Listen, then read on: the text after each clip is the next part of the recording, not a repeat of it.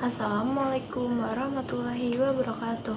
Halo semuanya, perkenalkan nama saya Adinda Kayla Putri dari kelas 11. Di sini saya akan membuat video tentang perlawanan Pangeran Diponegoro melawan penjajahan Belanda. Jadi, perlawanan Pangeran Diponegoro adalah salah satu peristiwa besar dalam sejarah perjuangan rakyat Indonesia melawan penjajahan Belanda.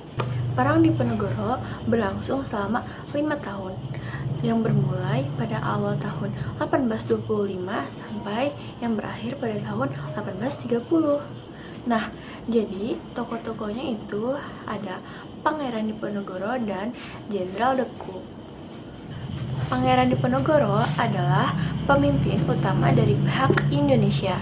Ia adalah seorang bangsawan Kesultanan di Yogyakarta. Pangeran Diponegoro memiliki jiwa kepemimpinan dan anti penjajahan. Yang kedua ada Jenderal De Cook. Dia adalah tokoh dari pihak Belanda. Ia yang memegang peran penting dalam strategi dan taktik militer saat melawan Diponegoro. Nah, termasuk penggunaan benteng-benteng kecil yang dikenal sebagai benteng stelsel. Terus, kenapa bisa adanya perang Diponegoro? Nah, itu pasti ada alasannya, teman-teman. Jadi, alasannya itu atau tujuannya yaitu karena Belanda telah merusak tatanan budaya dan agama di wilayah Yogyakarta. Lalu, penindasan Belanda telah membuat rakyat semakin menderita karena pajak yang tinggi dan tindakan semena-mena terhadap rakyat. Terus juga tindakan Belanda yang membuka jalan Diponegoro di Tegalrejo tanpa izin. Nah, itu termasuk penghinaan dan pemicu bagi perlawanan ini. Makanya, Pangeran Diponegoro memiliki tujuan untuk mengusir Belanda dan mengembalikan kehormatan dan kesejahteraan rakyatnya.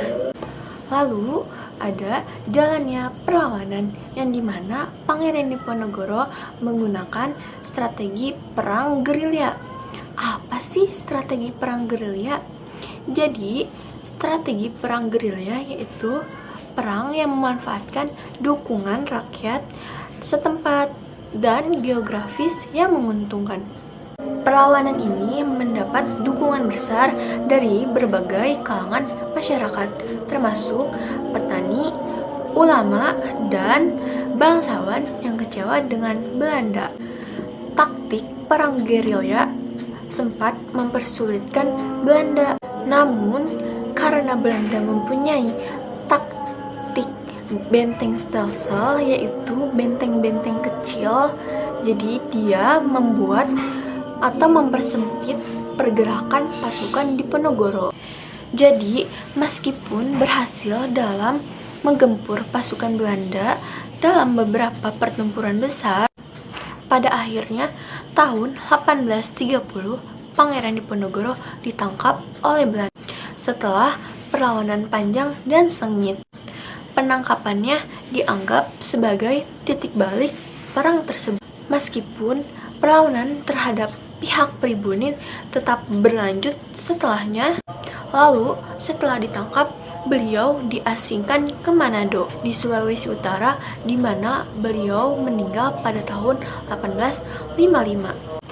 Jadi, seperti itu akhir dari perlawanan Pangeran Diponegoro melawan Belanda. Cukup sekian dari saya, kurang lebihnya mohon maaf. Wassalamualaikum warahmatullahi wabarakatuh.